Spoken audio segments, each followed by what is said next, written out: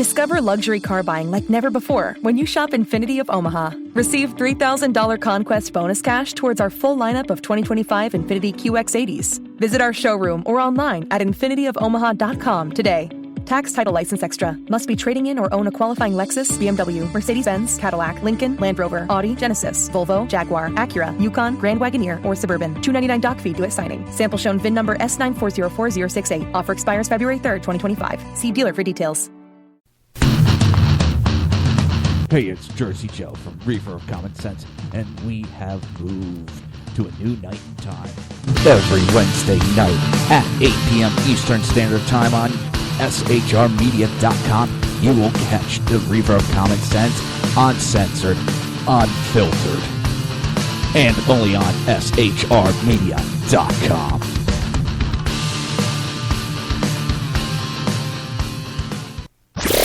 Conservative media done right. You're listening to the SHR Media Network. The best late-night conservative talk show in America, Sackheads Radio. And listen, there are no people better on the air to give you the best in conservative talk than Sackhead Sean and Sackhead Clint. And we're working on the immigration papers for a certain other guy who happens to work here, too. For those who are tuning in around the world to the best in late-night conservative talk, Sackheads Radio. Sackheads. Sackheads. Radio. Sackheads. Sackheads. Radio.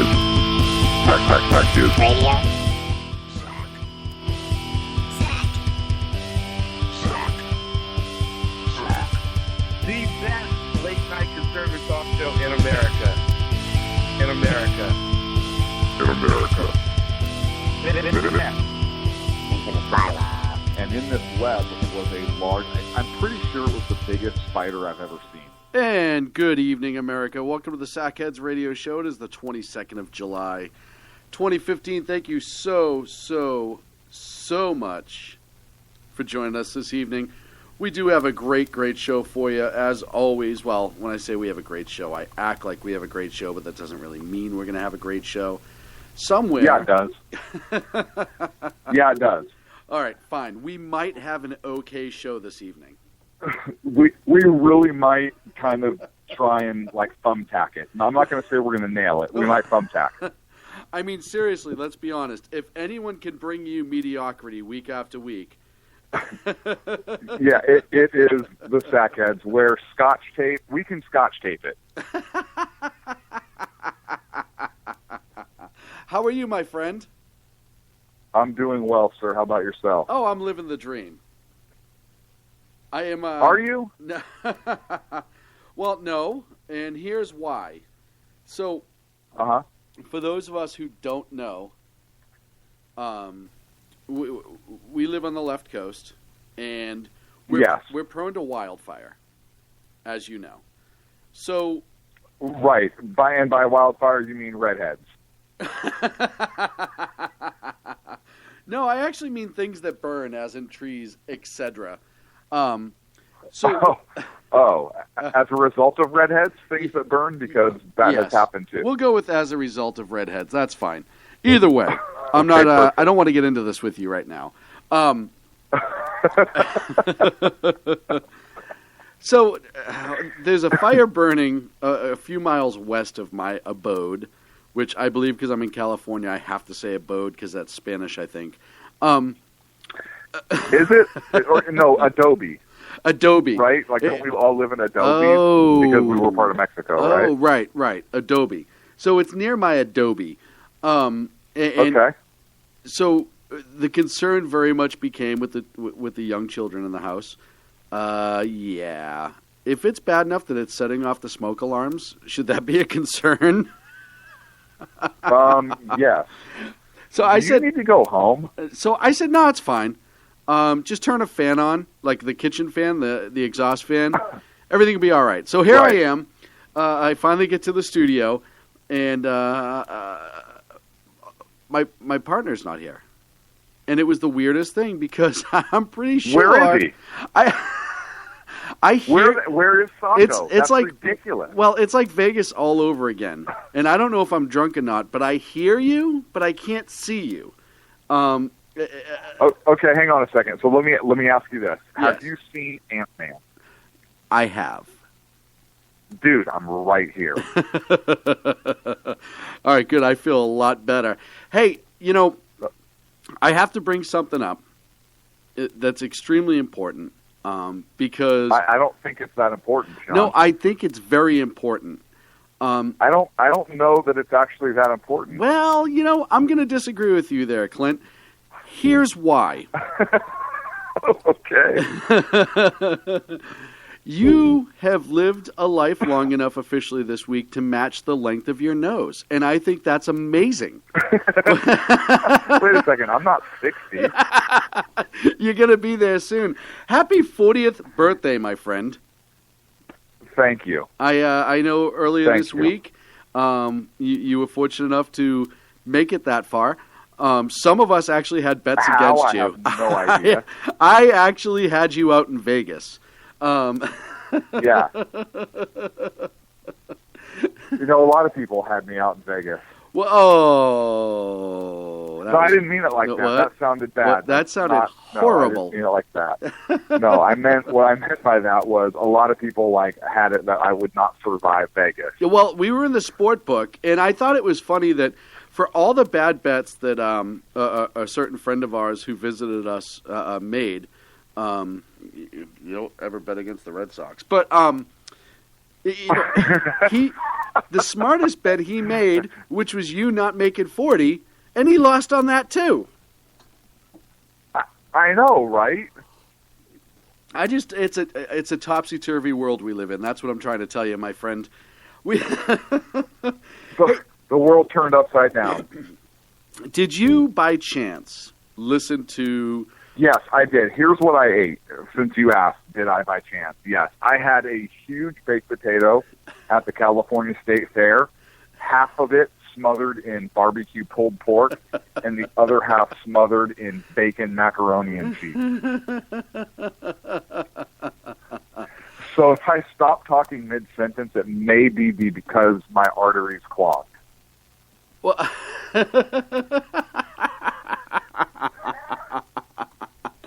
that's okay. That's Stinking delicious. Oh, you know what though? But if I miss making all this money on the bet by 3 days or 4 days or 5 days, whatever it turns out to be when it finally gives out, You're gonna be upset. I'm gonna be so mad. It's not even funny. Because that's No, it'll be funny. I'll be dead laughing at you. I have 400 in the Deadpool on you. I mean, it's really just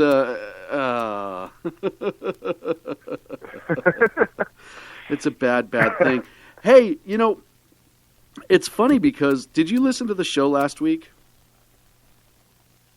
Why would I listen to our show? Well, you weren't here, so I It's didn't a know. horrible show. Why would I listen to it? It is a terrible show. Who listens to this garbage? But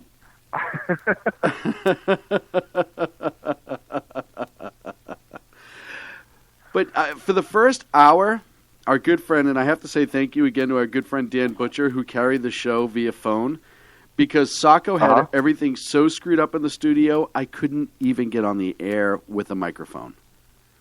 So for those people who were making this big push to save Sacco, free Sacco, blah, blah, blah, blah, blah, this is why he goes back in the cage. Most people couldn't see the shock collar we had around a certain part of his anatomy while we were in Vegas because we had to hide it, right? We talked about that. It would be bad for image. Right.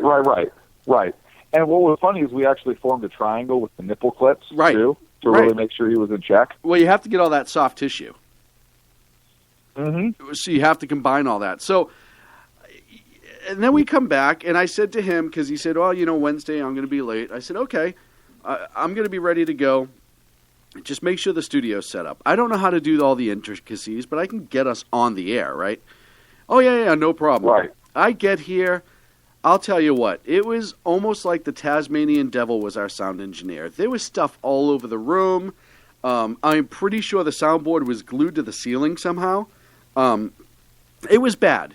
It was very, very bad. So, fortunately, Dan Butcher being the second best newsman in the business, and we have the number 2 guy in the business, was able to step in and really carry the first hour of the show. So I want to say thank you. I didn't get a real chance last week to say thank you, but I absolutely want to say thank you to Dan for that.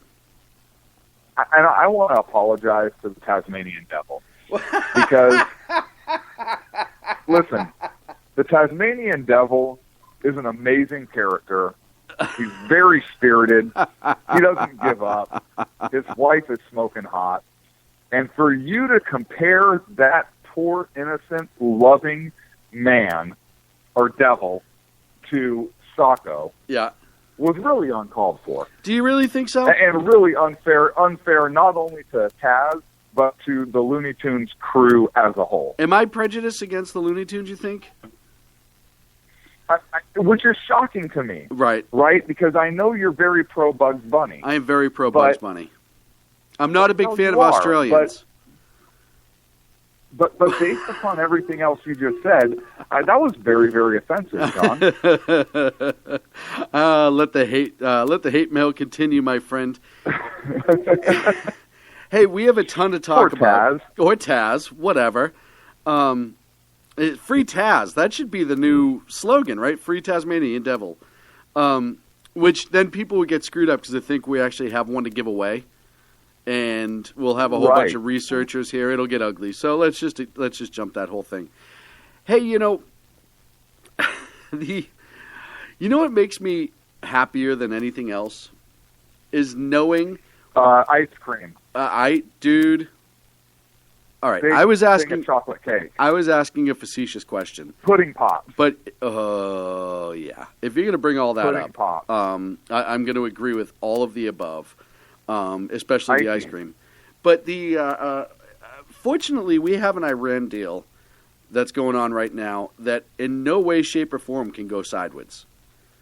And now hang on a second. What? First of all, you said we had a deal that you would run. Yes. And you're right that if we had a deal that you would run, that would completely go sideways. Because we all know there's no way you're running anywhere. And then back to the other side, and then to the other side. No, I see where you're going with that. Unless it's for chocolate cake. Sean, there's one piece of chocolate cake left. Oh. You're online with Carl Lewis and you guys have to go for the cake. And you would win that. I have no idea how you would do it, but you would win that race every time. Especially from, and as long as Caitlyn Jenner's running, then I'll do it. Because, I mean, after what she did in the 1976 Olympics, that'll be a true test to my merit. No, I thought he he competed for the men. She. Do they have to change the medal? Like, do they have to change any of the boards of, like, I mean, how does that work? I think he should have to Because retake. he was a gold medalist as a man, right? Well, So Caitlyn Jenner hasn't done anything. So Caitlyn Jenner is not a celebrity at all. Because what's Caitlyn Jenner done? Nothing. that's not true. She may have killed somebody in a car crash. Then there's that. But, well, I think she was officially Bruce still. And the question's going to be is when they write, like, the court paperwork, she's just going to walk and be like, yeah, I don't know who that Bruce Jenner guy, he sounds like a jerk. But obviously he doesn't exist. So, you know, there's that whole thing. Right.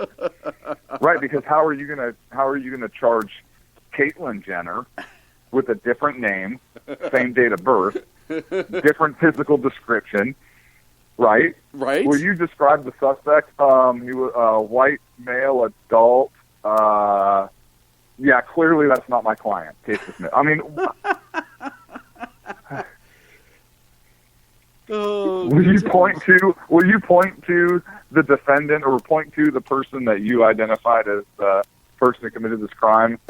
Yeah, I don't see them in the courtroom. But the guy in the dress kind of looks like him. Right. If I was a defense attorney, and I had a client guilty of sin, I'd be like, listen, here's what you're going to do. We're going to get you a sex change operation. Hear me out on this. Let's go with this for a minute.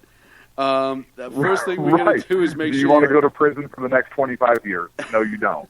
We're going to get you a sex change. Ready for him. Now, because it's part of your defense, which is guaranteed to you under the Constitution, it's done at no expense to you. So you're good. Right? Guilty. And then when the statute of limitations runs out on this thing, we change you back. Not guilty by means of adabrestomy. Right, or addictomy, right? Or Like take it away from me. It just depends on where you're going. But enough about our friend Paul.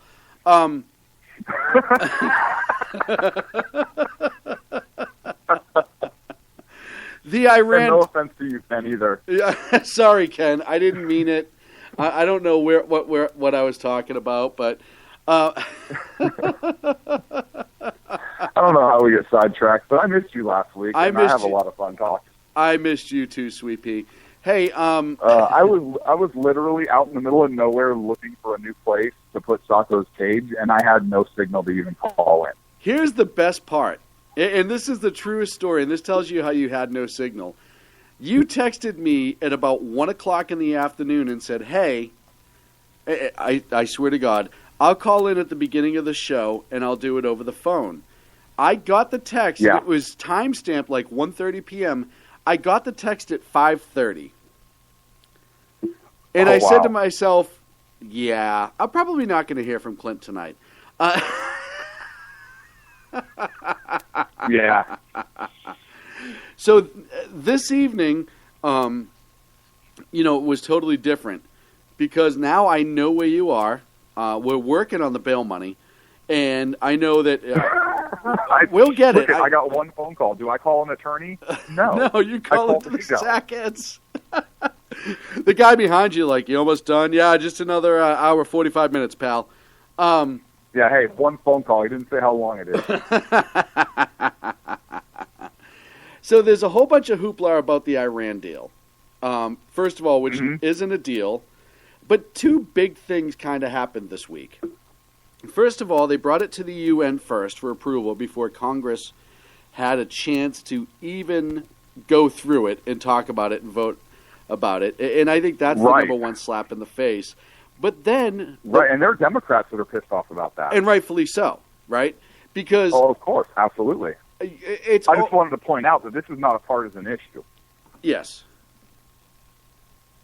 Yes, it is not a partisan issue is what I should have said. No,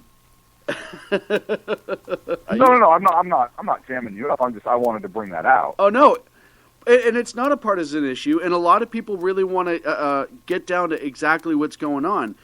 But you and I can agree, and I think most of America can agree. Before we go to the ridiculous UN and get their approval, well, of course they're going to approve it.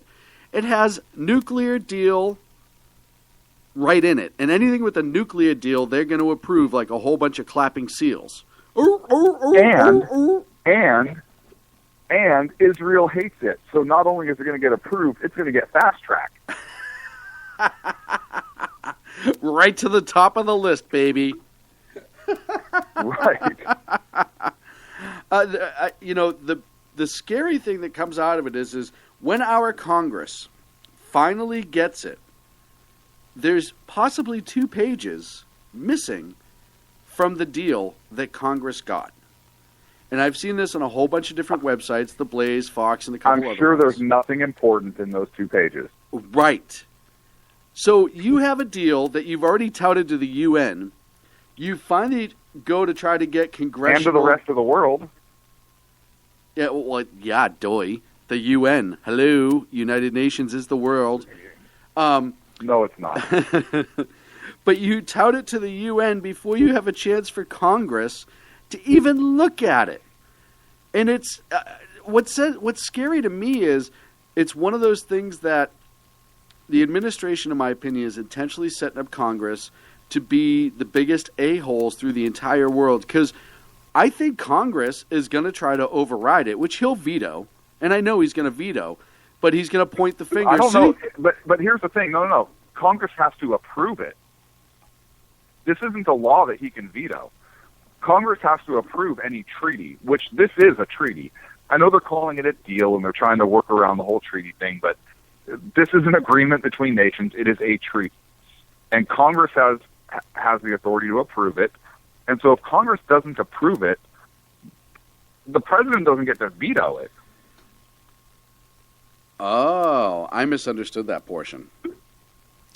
Right? I thought it's not a law. Yeah, that's a good point. I honestly, for whatever reason, my brain was working in the opposite direction with that.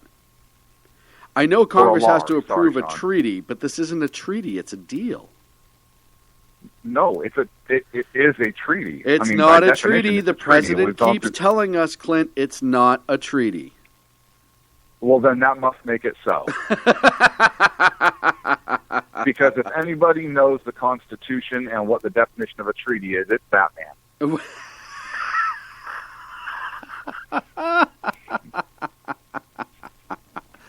No, that's a good point. I appreciate you bringing that up and setting me straight on that. Yeah. Oh, boy. First of all, if Congress dumps this treaty, which I'm expecting that they will, I think, and it's going to play on a couple of different levels. Number one, it's just a horrible idea, right? It's a horrible deal. Nobody's happy about it. The fact that there may be two magical pages that need to show up at some point that have yet to show up is immediately a bad sign. And the fact that Congress was essentially told to sit in the corner and shut up while all of this was going on and completely just abused, and again, both sides of the aisle, completely just abused. They must feel like Lindsey Graham after a Donald Trump convention. You know what I'm saying? Right. So they're going to automatically be angry. Never mind the fact that the deal sucks. Our good friends Iran now have done nothing but talk about how this will not, and I say good friends sarcastically because now they must be our good friends. We have a deal with them. This is not going to change anything. We're going to continue weaponizing. Death to America. Death to America. And, yeah, we're not going to change. So, really, again, and I've said this time and again, and I truly believe this, Clint, this president is just running for the next office, which is Sec General of the United Nations. I don't care about the host nation clause. That's where he's going.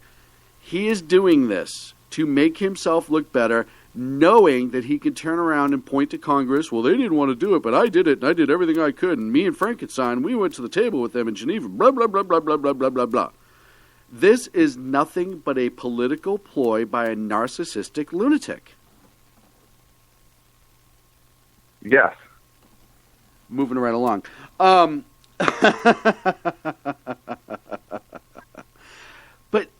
you know, when Congress puts this down, you will have 2, maybe 3 or 4 nations who will breathe a giant sigh of relief. But you have a lot of... The U.S. and Israel. Yes. And I think Jordan, too. I think Jordan's kind of breathing a sigh of relief. But you have a whole group of nations over there who Iran is friendly with, or, for whatever reason, swallowed the Kool-Aid that this president was pouring into their cups. And now we might have some angry allies on our hands, too, for once. For once, we've angered our allies a lot under this president. But, you know, it's frightening to me to think that we would be so involved in a deal that is not healthy for anybody around. And look at Netanyahu said, as much as I'm worried about Israel, the first ICBMs are most likely going to go towards America. You literally have the Ayatollah giving his speech, essentially saying this changes nothing while holding an AK-47. A lot of people missed that. If you look at his last speech about this, he's got an AK-47 leaning up on against his left side. You can see it in the pictures very, very clearly. You have. Does he know how to use that thing? Well, maybe as a cane. It kind of looked like he was using it as a cane. As far as a weapon, I'm going to guess yes. He probably knows how to execute unarmed, innocent people very easily. That's just a guess. I'm not saying. But do you think he actually knows how to pull the trigger on that thing? Oh, of course he does. How do you think they came into power? Okay. Yeah, absolutely. I'm not disagreeing with you. I'm just posing the question. Sorry. I get antsy when I feel like you're disagreeing with me. No, I know you do. I know you do. Well, No, I'm not going to take that leap and say that, yeah, all of them over in the Middle East know how to fire AK-47s. I'm not going to say that, right? right. I'm not going to make that leap. Well, and I don't know if I appreciate the fact that you said you people. Right. those people. But, those people. all the Meaning those, not these people over here, but those people over there. all that this whole deal has really done, Clint, is really just caused the world's biggest dog and pony show for nothing. Do you think, and just your opinion, is this one of those things where he already knows he looks like hell at home and he doesn't care what his poll numbers are anymore? There's nothing that we're going to do to him. Do you think that he is trying to make himself look that much better so whoever the incoming president is looks that much worse? No, I think that, I think that he really believes this stuff. I think he really believes that we should not be a major world power. I think that he believes in one world government with the UN, which is why he's kind of really left Congress out of this whole thing. I think he really believes that the United States is subservient to the UN and not sovereign and independent nation, let alone a superpower. Mm-hmm. And so because I think those are his true core beliefs, I think he doesn't care what his poll numbers are at home because he's not running for office again. And I don't think he cares what he's doing to the Democrat Party either. Right. Because I think this is not going to bode well for the Democratic Party, which is why, look, there are Democrats who are saying, no, this is bad. And I don't know that the Democratic Party is really pleased with this because this is going to be difficult for any Democratic nominee for 2016 to kind of try and separate themselves from. It's just one more thing that they have to try and separate themselves from now as well. But I don't think he cares because I think he truly believes this stuff. Right. I think he wants during his presidency to set us up to be subservient to the United Nations and to put us on a level playing field with the rest of the world without us being a true superpower. I honestly believe that.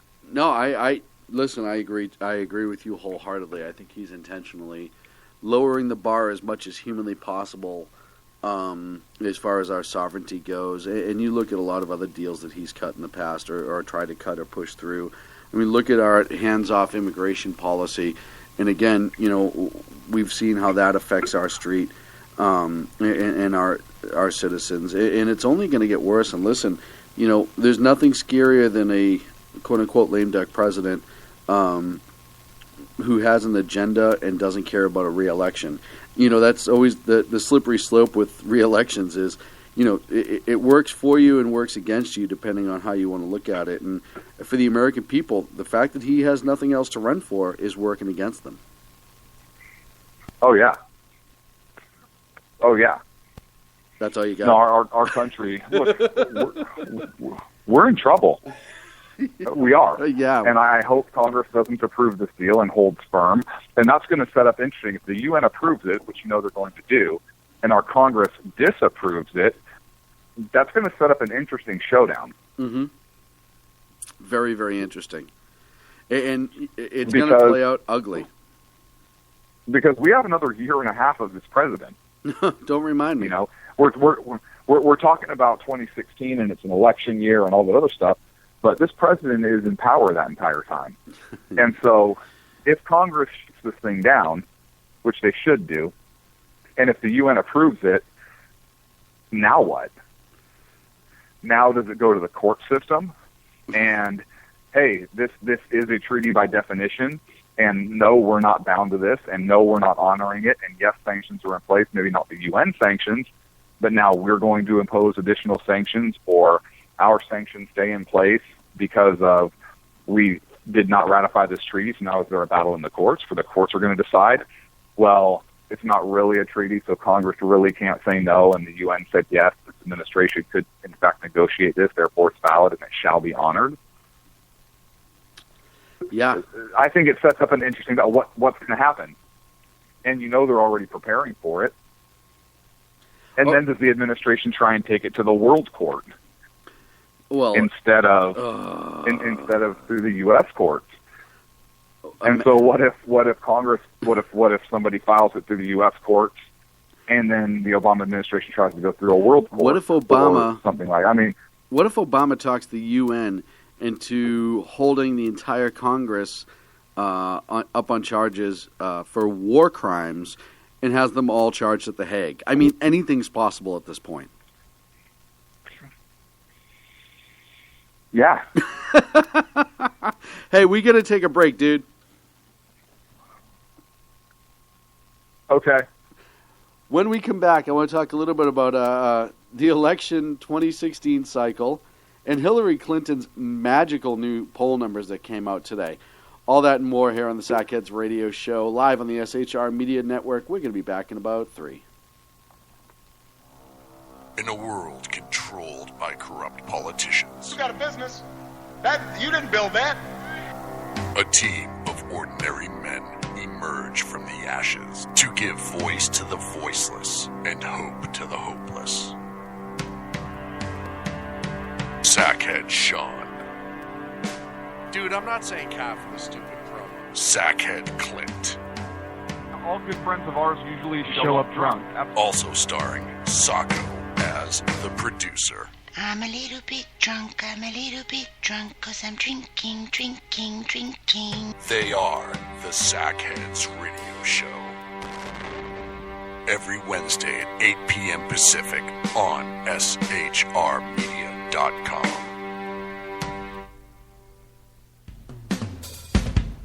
This is Tammy Jackson, inviting you to join me on the Tammy Jackson Show every Tuesday night at 7 p.m. Pacific on the 405radio.com.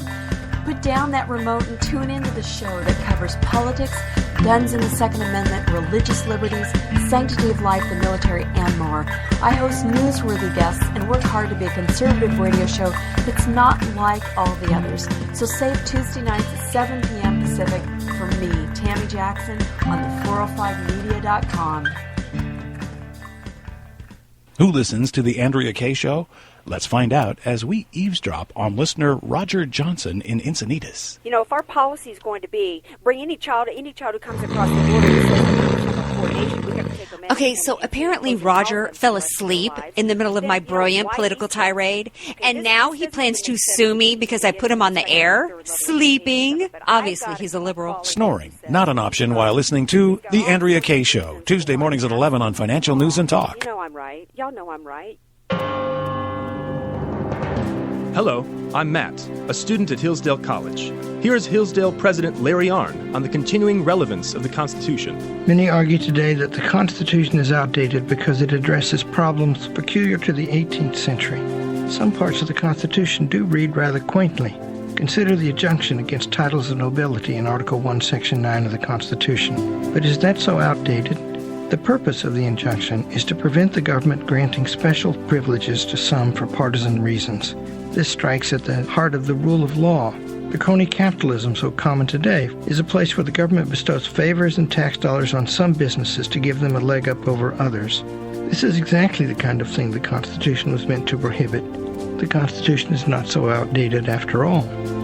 This Constitution Minute was brought to you by Hillsdale College.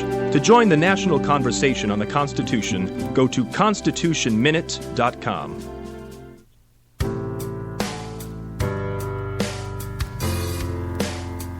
We are back with coverage of Election Night in America 2014 with SHR Media and... Hey, boys, look what I got here. What? Hey, where are the white women at? What? Hey, welcome back to the Sackheads Radio Show.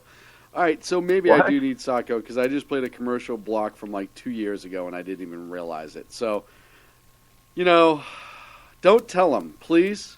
Please don't tell him. Listen, I'm not going to say anything to Sacco. Whatsoever. I'm going to text him right now. Welcome back to the set. So I sent you a picture. I sent you a picture earlier this week. You did. And it was, I don't know, like 1 million Ethernet cables all connected. And it said something like, Sacco, there's an Ethernet cable unplugged, go fix it. And it was hilarious because that's what we tell Sacco to do, basically. Seriously, that is every single, that's every week. Without exaggeration, that is every single week. Oh, man. So, Hillary Clinton's, there was a Quinnipiac University poll that came out. And, you know, they ask a lot of interesting questions, but I think one of the things that was most blunt or just obvious, Hillary Clinton's starting to take a hit. And, you know, Donald Trump's up, and we can argue about whether or not he's a sideshow or not a sideshow, but it doesn't matter because he's up. Right. It kind of. So he's really not a sideshow. If he's up, he's obviously not a sideshow. No. Like, people are, there's some support for him to actually be president. I don't know if I'm ready to jump on that bandwagon yet. But I'm just saying, there are some people that want him to be president. He's up in the polls, therefore he is a viable candidate. Well, I know. Like him or hate him, he's a viable candidate. And in their poll, and one of the big questions is favorable, unfavorable about a candidate. The first one I go to is Donald Trump, whether or not he's favorable, unfavorable. In Colorado, he was 31% favorable, 58% unfavorable. Iowa about the same, 32 and 57. Virginia, 32 and 61. So, you know, that's kind of it's kind of damning. I think right now he's up in the polls because of what he's saying, but I think overall, I don't necessarily think he's ringing bells, but I don't know if he's getting support. However, now you just heard Trump's numbers, and I think we all agree that at the end of the day, he's probably not going to get the nomination. But let's look at Hillary. If he keeps up in these polls, how does he not? Well, you never know, right? It would scare me. But let's look to Hillary Clinton. Same question. Colorado, 35% favorable, 56% unfavorable. Iowa, 33% favorable, 56 un. Virginia, 41 and 50. For as much of a pain in the rear end that Donald Trump may be, and for all the hoopla that's gone along with it, her numbers are no better. Right. And this is like, and she's a viable candidate, and that's kind of my point, right? Right. It's frightening. You go down, same question for Jeb Bush. It's 35-50, 37-45, 43 in Virginia, and 39%. So he's actually doing better. Jeb Bush is doing better in Virginia than Hillary Clinton is. And it was only a few months ago that she was huge in Virginia. She's huge a lot of places. Most notably her cankles. Most notably. And jowls. But, you know, it shows me, these numbers show me very clearly, and we can go through a bunch of other people. Walker, Colorado, 35-25, Iowa, 38-23, Virginia, 36-26. Let me interrupt you for a second. Yeah. Have you ever put a side-by-side picture of Hillary Clinton and Richard Nixon side-by-side? No. What a brilliant idea you have.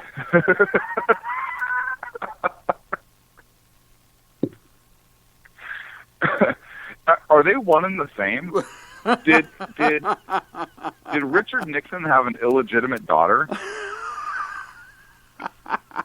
And maybe that's why she's so angry right now, and that's why she tried to screw up the investigation so much and was so unethical. Right. And all these years, right. She sided. Well, she's an Alinskyite, and right. And just to get even, you know what? You might be onto something. But you look at Hillary's numbers, and this is another Democrat here, in same 3 states. Joe Biden, who hasn't announced, has he? I don't think he has. He may not. Well, he may have been practicing in the mirror a few times, but he keeps screwing it up. He keeps practicing in the mirror at McDonald's at Georgetown. Right. I'm good Dressed enough. as Ronald. It's I'm weird. smart enough. No, wait, that's a different politician. But now looking at his numbers, 36 to 52, favorable, unfavorable in Colorado. Iowa, 39-46. Virginia, 46-44. And then you go down. O'Malley's not even in the ballpark. You're talking 6%, 12%. Most people say they haven't heard enough out of him. Bernie Sanders, 29-31, 32-38. In Virginia, 27-26. If you look at these Quinnipiac poll numbers, Joe Biden's actually leading at this point as to favorable, unfavorable for the Democrats. Yeah. And he hasn't said anything.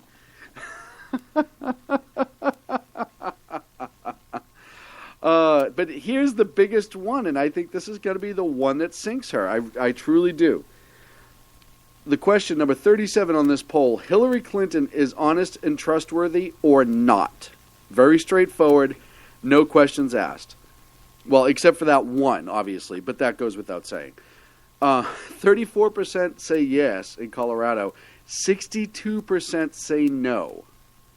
Iowa, 33 to 59, 33% being the yes. Virginia, 39%, and she was polling great in Virginia a few months ago. And 55% say no, not trustworthy. I mean, she's upside down, huge numbers, and trustworthy. And I think historically, that's really what you see. People vote on whether or not they like the person. I hate to say it.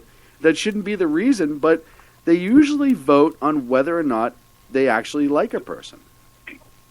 Right. Now, what are the Stackhead polls? We do have unofficial polling. We do. Ours is no, hell no, and are you friggin' kidding me?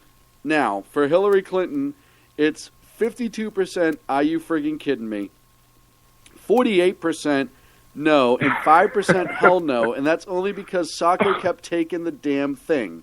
He couldn't leave the poll alone, so I'm just saying, it's 103%. Right. It's like a Russian election. And that's not the only time Sacco has been accused of not leaving the poll alone. Yeah, absolutely. I'm just throwing it out there. Absolutely, it's right. Vegas. Have you seen him on the stripper pole at Vegas? It's Vegas all over again. Yeah. Same question. Pardon, for Biden. Honest and trustworthy or not? Colorado, 48 yes, 45 no. Iowa, 51 yes, 36 no. 58 yes in Virginia, 35 no. Way better than Clinton's numbers, right? If you're the Democrats, they have to be in oh shit mode.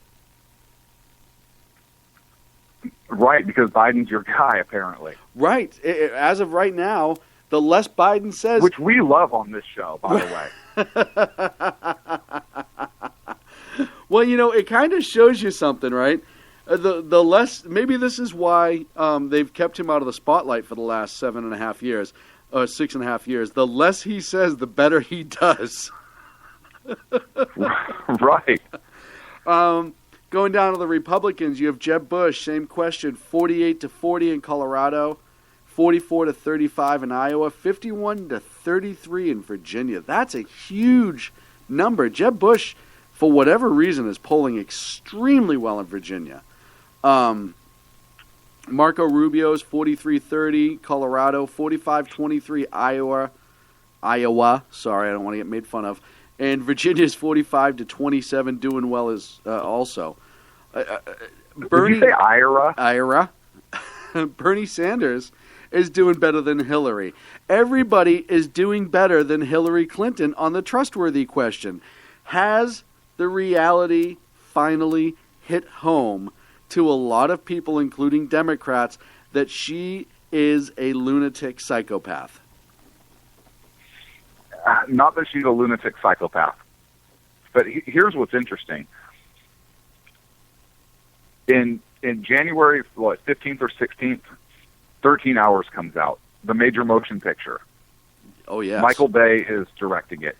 And I know that my understanding is, through our talks with Chris Toronto, who I absolutely love. What is a good person. But, he wanted the story, and I think Michael Bay did also, to be non-political. And Chris was very straightforward with us on this also. They don't want a political story. They just want the story told. And I think that movie, being a major motion picture coming out in January, is going to really bring this issue up again to the forefront of the minds of a lot of Americans who maybe have not kept up on it as much. I mean, because even look at Freedom Fest, and we did have some people. I was surprised. There were a couple people that came up that looked at the book and stuff, and were talking to us, and they go, "Wow, this really happened." So there still is a segment of the population, even among more conservatives, and there were conservatives, and there were a lot of people at Freedom Fest. That was not a political event either, but there are a lot of people, even people that you would think would know about it, that really don't know too much about it. And I think the more this comes out and the movie comes out, it's going to really bring it out in an election year. Yeah. So at first I was worried about, hey, is Hillary going to have a chance to bounce back because it's so early when all this stuff is coming out, her emails and Benghazi and all this other stuff. But I think that this is going to stay with her, particularly given the fact that story is going to come out. Does that make sense or no? No, I absolutely agree. It's almost the exact opposite of what happened when Benghazi actually happened, and they told all the lies just before the movie came out to try to keep it from the story came out to try to keep it from being reality. But here's, we go through these poll numbers, Clint. Obviously the Democrats aren't doing nearly as well as the Republicans are, which I think a lot of people can kind of see coming. We talked about Trump earlier, but one of the name that really, and he did okay in the polls. He still had kind of low turnout in these particular polls, but and I saw this on IJ Review, and actually Mary just linked it in the chat room for me. Hi, Mary. Hi, Mary. Everyone loves Mary. I loved meeting Mary, by the way. How can you not love meeting Mary? Wasn't she awesome? I love Mary. She was awesome. Everybody, the professor. Yeah, it was a blast. I'll tell you what. I can't wait to do it again.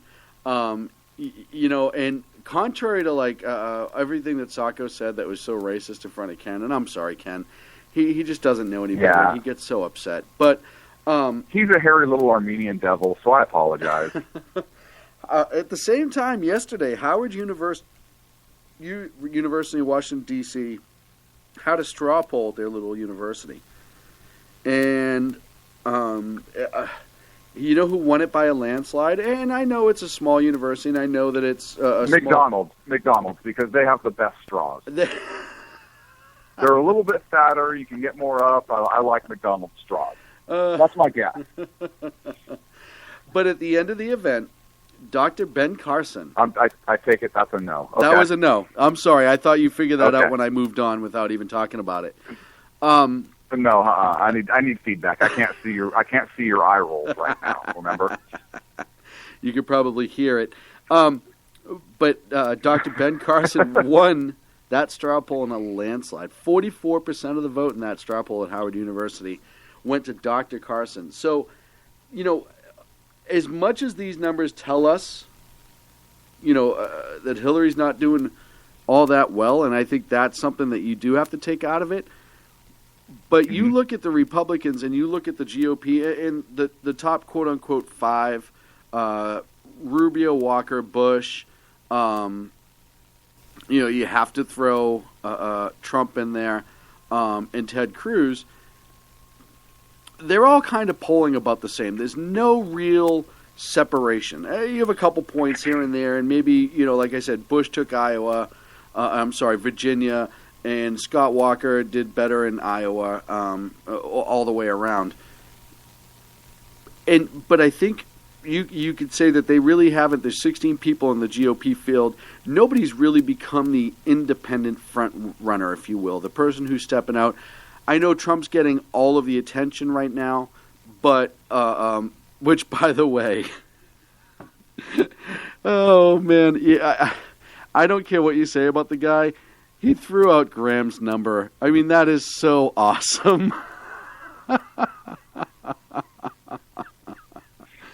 But it really kind of shows you that as much as people aren't sure of which member of the GOP they kind of want to push forward, it really does show you that none of them are really leaning Democrat. And it's almost like we'll figure out who the GOP is, but we definitely don't want the Democrats, with the exception of Biden. He's the one who's holding on the closest. Yeah. But that straw poll out of Howard University, again, I know it's two different polls and the parameters are different, the numbers, I get that. But for Dr. Carson to be so prominent in that straw poll, I really think it tells you that people are starting to kind of push him aside too early in all of this.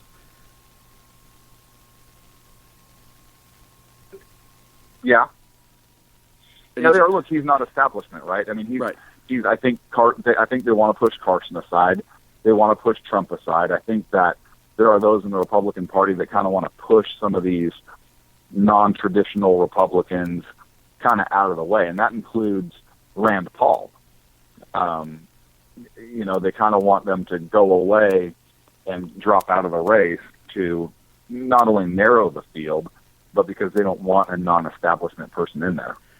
I agree. I think if they put up an establishment person, they know they're in trouble. And I think, I was talking to Dan about this yesterday, Dan Butcher, and he brought up a good point.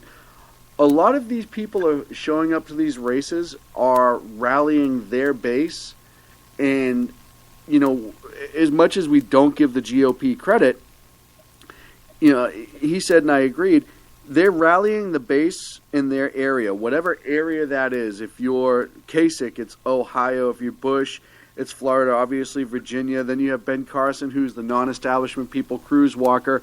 It's not necessarily a geographical base, but whatever their base is, and getting people, and even Trump to a point, getting people excited, getting people going, getting people worked up, and then when it's time to nominate, have that rallied base be pointed towards that one candidate. So it in a way, if that's what they're doing, and it's actually starting to look that way. If you really start to break things down, they're almost trying to segment the vote in, versus before where everyone kind of stayed in their separate camps until the end, and then they're like, I'm going to support it. I think you're going to see more direction being given by the candidates as they drop out, who to kind of pass that momentum for that specific base onto, good or bad. They've always kind of done that though. But I think when one candidate drops out, they kind of endorse somebody else. Right, but before you may get 6, 7, what was it, 8 candidates last time. Now you have 16, and that's 16 different bases who are getting rallied. It's almost twice as much. And I almost wonder if that isn't their plan. Expand it. That reaches that many more groups to kind of get rally and excited for that specific person, and then you're getting that much more. I almost wonder if they're just trying to reach out as thin as they can get to get people as excited locally on these, either geographically locally or in these movements and groups, and then get them to go. But I think it's more than you've seen in years past, I guess. I think before it just kind of happened by virtue. And it almost seems like now it's almost more directed. I think it's always kind of been directed, though. Yeah. So I think it's. I don't know that I see it anymore this time around. I think it's always kind of been that way. I think obviously there's more of them. Right. So to convolute the issue in terms of, well, this person throws it to this person, and then this person throws it to somebody different, and then what happens when they drop out? Now they throw it to, you know what I mean? Right. But I think it'll be more convoluted like that. I think and I guess what I mean is, I think they looked at last time the groups that they missed, those that stayed at home instead of coming out to vote for them, and they're trying to fill that gap with these candidates and get those people back involved and then push them. And I think that was, we talked about this during the last election, is a lot of people just stayed home. Yeah, but here's the problem, right? Because if establishment candidates start throwing it to Jeb Bush, and if Jeb Bush gets the nomination, people are going to stay home again. And the party wouldn't have learned anything. Well, right. I'm not saying they're going to be successful. They may be energizing their base now, right? And they may be building their support now. But the bottom line is, if Jeb Bush ends up getting the nomination because establishment throws their support their way, people are just going to go, I'm out again.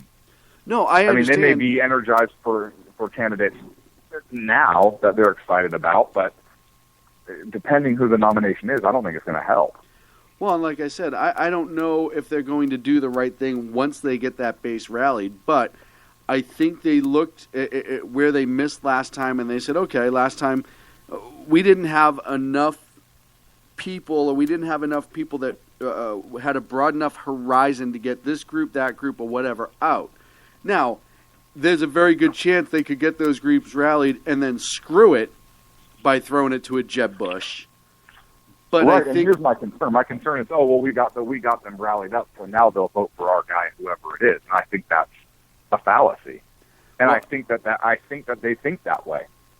Well, I'm hoping that when it gets to that point, we get down to those last few candidates, I am hoping that they're smart enough to look at the polls and see what people really want, which I think is going to be a Scott Walker type guy. I think Carly Fiorina is going to continue to poll really well. I think there's a couple names you'll look at, and I don't think that the establishment – I don't think you're going to see establishment guys up there. I really don't. I just don't see it. I don't see it happening again. I hope not, Sean, but this – look, it's no secret there's kind of a war within the Republican Party right now.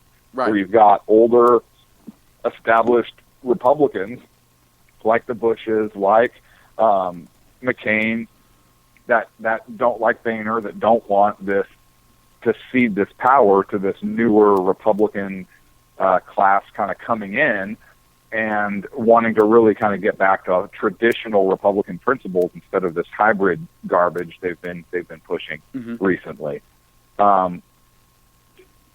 And as long as that's who is running the Republican RNC, I don't see that changing unless there's a different nominee. And I don't know that I hope there is a different nominee. Jeb Bush, polling as well as he is, which is surprising me, and just the financial support he's getting and so forth. But I don't think the RNC has figured it out. I really don't. Well, time will tell. And at some point, they have to wake up. When you have guys like Walker, Cruz, Rubio, and Rubio could be considered establishment by some, but they're the people. I don't. His speech at Freedom Fest was awesome. I agree, and it was not really political, which I really gave him credit for, particularly as a presidential candidate. I really like him. And I don't consider him true establishment. No, and I think I think there are those who are further from the establishment that are trying to loop him in. And listen, I agree with you. Marco Rubio is one of those guys that I don't agree with everything on, namely amnesty. But what I have been telling everyone, you have to remember is, as the president, he can't make that decision straight away. It has to get put to his desk after being voted upon.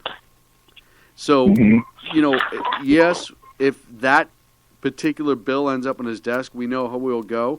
But that's when you lean on Congress not to put that bill on his desk, and that's where the people have to speak up and actually have that control.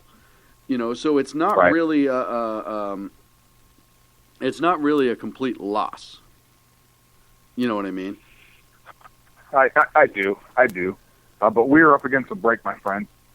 Are we already? Man, time flies when I'm on the phone with you. Hey, we come back. I want to talk about. Come back. I want to talk about Chattanooga. I want to talk about some of the responses to it and more here on the Sackheads Radio Show live on the SHR Media Network. Stick around. We will be right back. Hey, it's Jersey Joe from Reefer of Common Sense, and we have moved to a new night and time every Wednesday night at 8 p.m. Eastern Standard Time on SHRmedia.com. You will catch the Reefer of Common Sense uncensored, unfiltered, and only on SHRmedia.com.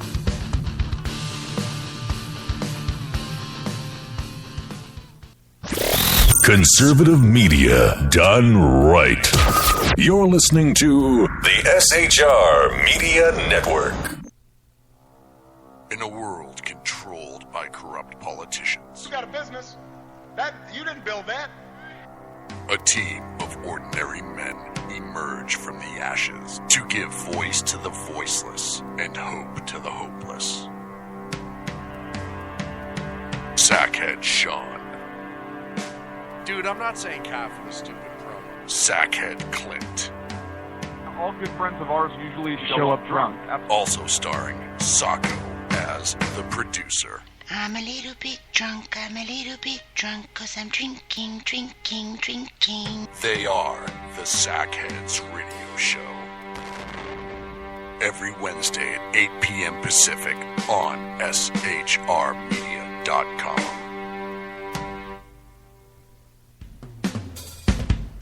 This is Tammy Jackson, inviting you to join me on The Tammy Jackson Show every Tuesday night at 7 p.m. Pacific on the 405radio.com. Put down that remote and tune into the show that covers politics, guns and the Second Amendment, religious liberties, sanctity of life, the military, and more. I host newsworthy guests and work hard to be a conservative radio show that's not like all the others. So save Tuesday nights at 7 p.m. Pacific for me, Tammy Jackson, on the 405media.com. Who listens to the Andrea Kaye Show? Let's find out as we eavesdrop on listener Roger Johnson in Encinitas. You know, if our policy is going to be bring any child who comes across the border and says coordination, we have to take them in. Okay, so apparently Roger fell asleep in the middle of my brilliant political tirade, and now he plans to sue me because I put him on the air, sleeping. Obviously, he's a liberal. Snoring, not an option while listening to The Andrea Kaye Show, Tuesday mornings at 11 on Financial News and Talk. You know I'm right. Y'all know I'm right. Hello, I'm Matt, a student at Hillsdale College. Here's Hillsdale President Larry Arnn on the continuing relevance of the Constitution. Many argue today that the Constitution is outdated because it addresses problems peculiar to the 18th century. Some parts of the Constitution do read rather quaintly. Consider the injunction against titles of nobility in Article 1, Section 9 of the Constitution. But is that so outdated? The purpose of the injunction is to prevent the government granting special privileges to some for partisan reasons. This strikes at the heart of the rule of law. The crony capitalism so common today is a place where the government bestows favors and tax dollars on some businesses to give them a leg up over others. This is exactly the kind of thing the Constitution was meant to prohibit. The Constitution is not so outdated after all. This Constitution Minute was brought to you by Hillsdale College. To join the national conversation on the Constitution, go to constitutionminute.com.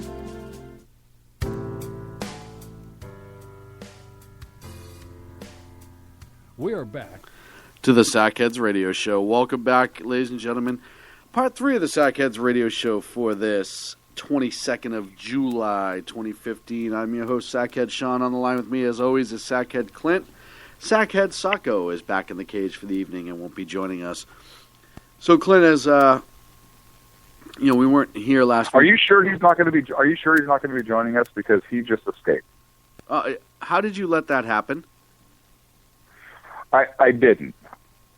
Okay, I don't know where he got my favorite beer from, but he did.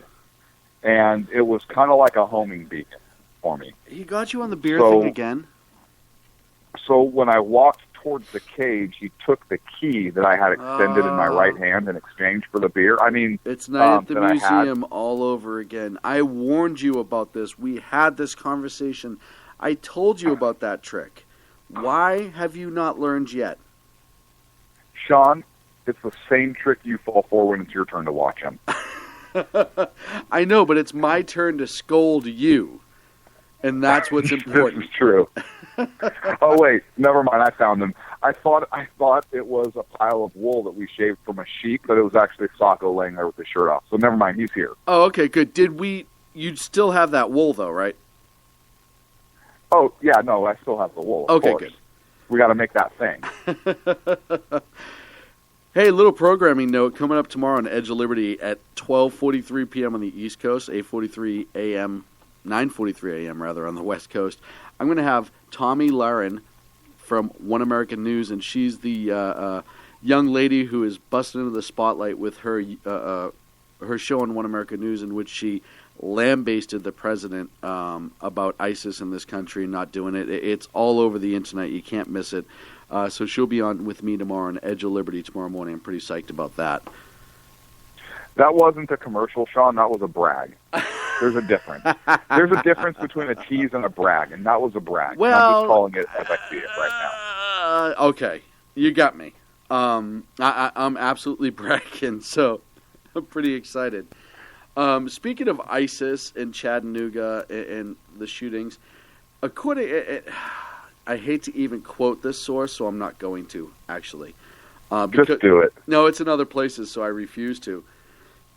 But the FBI, after doing an investigation, it says right now they're not finding any information that Mohammed Youssef Abdelaziz LMNOP. Bless you. Thank you. Oh, whew. That one snuck up on me. But the guy who killed 5 of our soldiers last week in Chattanooga, our service members rather, last week in Chattanooga, FBI Ed Reinhold says there's no evidence on whether he had or had not been radicalized. Yes, there is. Here's the evidence. ISIS calls for lone wolf attacks against specific people, military, law enforcement, that kind of stuff. And this guy, who is clearly radical, took a lone wolf attack and brought it to military personnel. So there's your link. Well, yeah. And amazingly, now granted, I'm not FBI, right? So right. maybe that's a stretch. I don't know. Well, you're using your but I think brain. Somebody in that agency could be able to figure that link out pretty easily. Well, on top of it, apparently, the Jordanian officials have arrested his uncle, who he visited a few times in Jordan, just days after the incident. There's also evidence out there that he has family members who are on the no-fly list, which I said, just based on the names alone, as horrible as it sounds, that could be enough. Sacco's on the no-fly list, and he's Armenian, for goodness sakes. But, Which is why you guys had to drive to Vegas. That's why. That's why we all had Dude, to I had to drive. smuggle him through the Right. fruit check-in coming back to the state. Right? Because they thought he was like a giant Wait, kiwi. now wait a second. Hang on a second. Is that because you're calling him a fruit, or No, they thought I had a giant coconut sitting in the seat next to me. Because, coconut has the hair on Right. the outside. And the guy said, are you Right. smuggling a 185-pound coconut? And I said, no, and they had to get him out of the car. And then you should have seen the look on their face at the fruit check-in stand, which is what I call it. when they tried to milk him? Yeah, when they actually tried to milk Sacco, and he jumped up and screamed. It was pretty frightening stuff. I've got nipples. Can you milk me, fucker? It was weird that they actually bought into that, and then you had to explain. No, that was a line in a movie. Like that's not real. You can I milk promise he's not a coconut. You can milk anything with nipples. That movie was awesome. It was, but I can't believe those guys bought into that. No. Weird. So you start looking at the evidence, and then there's a lot of signs that he was following the typical radicalized behavior. Right, he became despondent and separated from certain friends. He attacked U.S. military personnel. Always a big indicator. But Right, there are other signs signs. were there. There are other signs that were there, and his family tried to turn around. And again, it doesn't matter what kind of people they are, good or bad. They're going to come out and say this, but he's been depressed. He was using narcotics. He's been treated for depression a few times. He was on antidepressant medicine.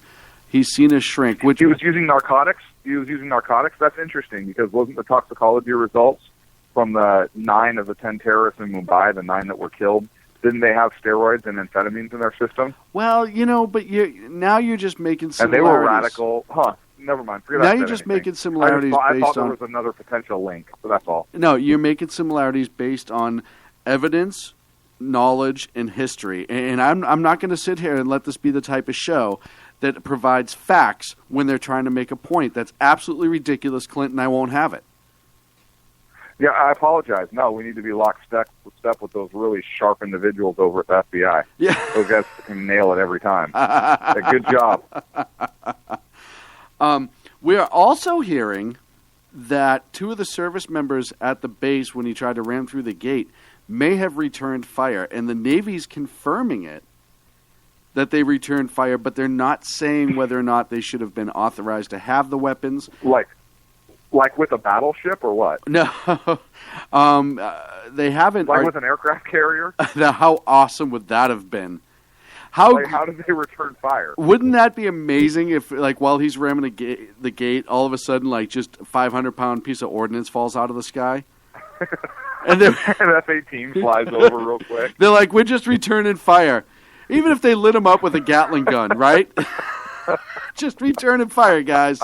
It's self-defense. Right. Purely self-defense. That's amazing, but how the hell did you get an aircraft carrier here? Where were you returning fire from? I don't know, the Pacific, whatever. Yeah, we actually brought an aircraft carrier up the river for this. They all laughed when I said this could happen, but who's laughing now? No, but... Listen, the Sackheads pointed out there were 3 aircraft carriers in San Diego at one time, and so we figured, they're right. Let's go ahead and just float one down this river right here. Up to Chattanooga. Even Obama would be like, why the hell is there an aircraft carrier in Chattanooga? Like that, even I think that's a little bizarre. Oh, but it worked. Great, it figures. I questioned it publicly, and it worked. That's the only way that could happen.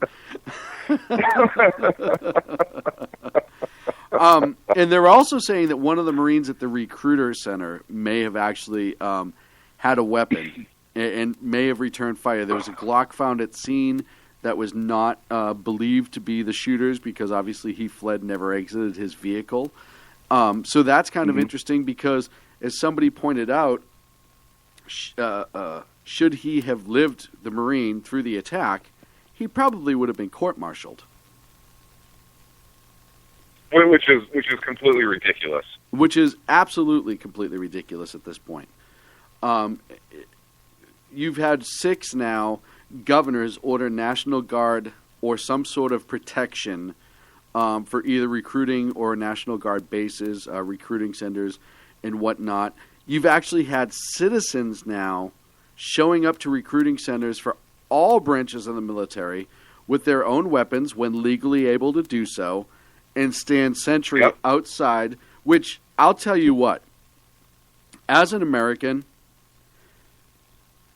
I know a lot of them are veterans. A lot of these quote-unquote civilians that are showing up to protect our military recruiters and our military members, I know a lot of them are veterans and have served.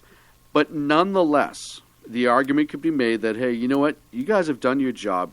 You don't have to worry about it.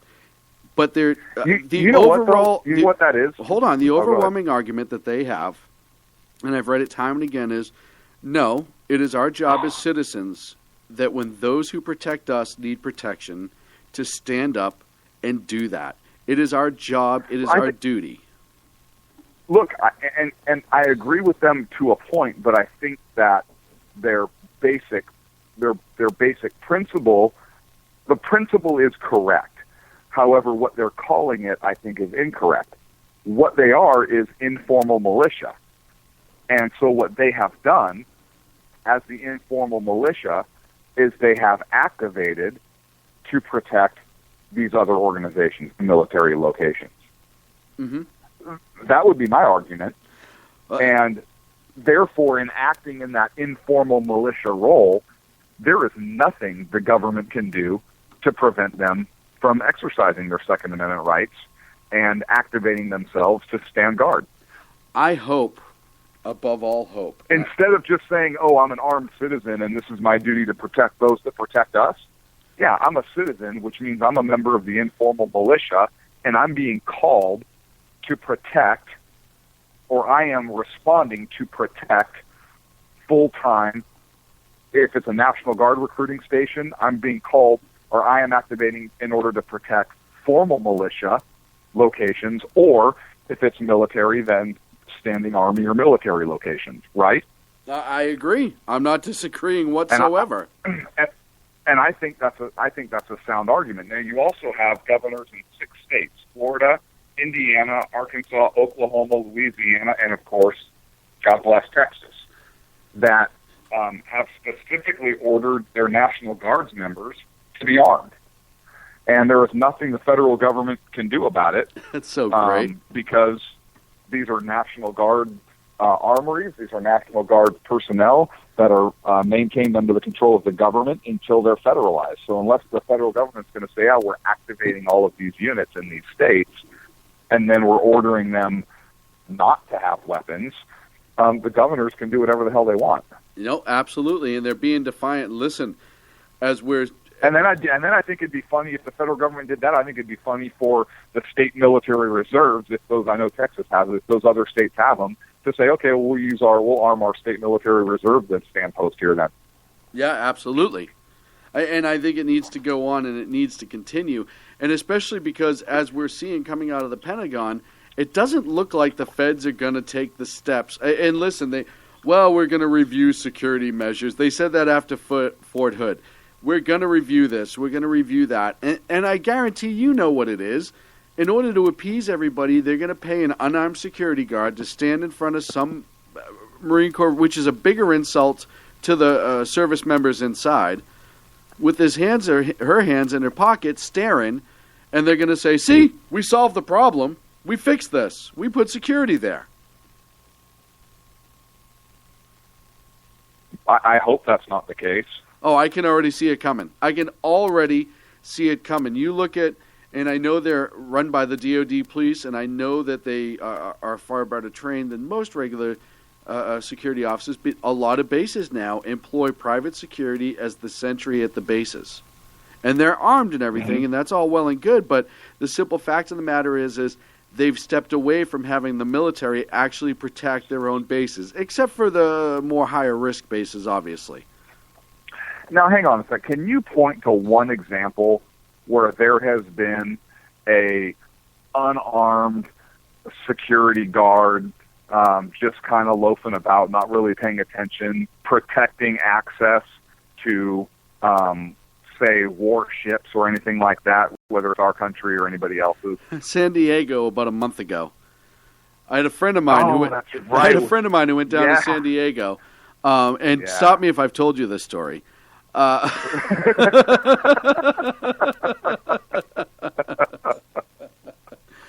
Anyhow, my friend's not the swiftest knife on the swiftest boat in the water, but he's a good guy. Let me tell you the story, anyways.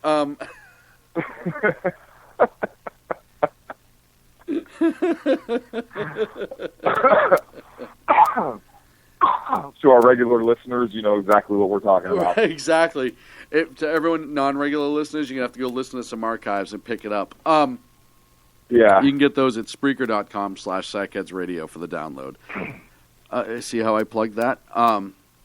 No, you nailed it. Good job. Or you duct taped it. You duct taped that one. It's better than Scotch tape, but you duct taped that one. It's better than the old spit and saliva on the paper and hold it against the wall. Right. But, it starts to become the question of when is it going to be okay? And, everyone's having this argument. This isn't a new idea. I'm not saying this is a new idea. I came up with it. But reality is we trust our service members to go overseas, use high explosives, firearms, tanks, bombs, all these other things. Why can we not trust our service members at home to be armed, at least while on post? And anytime you want to answer the question, I'm ready to listen. I don't know, and I don't know. I'm going to preface it by saying I don't know. However, would imagine that maybe it has its roots in a distrust of the American people having armed military housed or among them when they're not on base. I don't think that argument really holds water while they're on base. I really don't think it even holds water if they're within a recruitment depot, which would be federal leased property in an armory, so that when they get to work, they can pull those weapons and have them while they're on those posts and then lock them up when they leave, say for lunch or anything like that. But I wonder if some of those rules, particularly at institutions like recruiting stations that are more in strip malls and among the civilian populations, are because of that historic distrust of having a standing army in and among the population. And I understand that. And my other, believe it or not, my other theory on it was far more nefarious.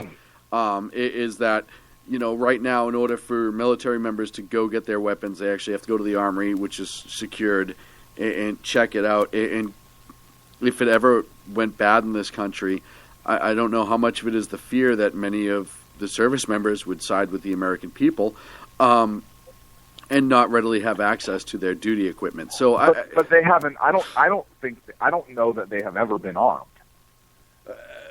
A larger, and again, I'd have to go back, but I don't know if they have been in the past. A larger population of the military, if qualified, specifically sidearms, I believe were permitted to carry sidearms while on duty.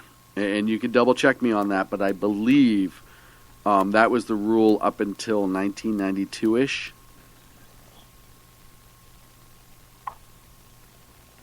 I don't know. I can't verify that right now. I don't know. If you have a way to verify that, that'd be good information to have. Okay. But yeah, again, I think that's my initial gut reaction of why they don't, or maybe if that rule was a rule in one time, why perhaps maybe it changed. Because I can see an argument for that. Don't get me wrong, I think that while they're on post, whether they're in a recruiting station or not, yeah, they should be armed. I mean, you have sentries at the gates that are armed. I think they should be not only armed, but cocked and locked, ready to go. And recruiters, I think while they're there, do I want military personnel necessarily walking American streets armed? No, I don't. Not because I distrust our military, but because they're not law enforcement. Posse Comitatus prevents them from engaging in law enforcement functions, so it's illegal for them. Now, for self-defense purposes, yeah, but just from a historical context, and particularly with this administration that I don't trust, do I want members of the military walking around in uniform and armed? No, I don't. Do I have any problem with them being armed while they're on duty on their post, which happens to be federal leased property like a recruiting station? I have absolutely no issue with that. Again, federal property, military property, and they're on post and they have been attacked and they should be able to defend that post, which I think an attack at these recruiting stations was an attack on that post. It was an attack, in my opinion, on a military installation.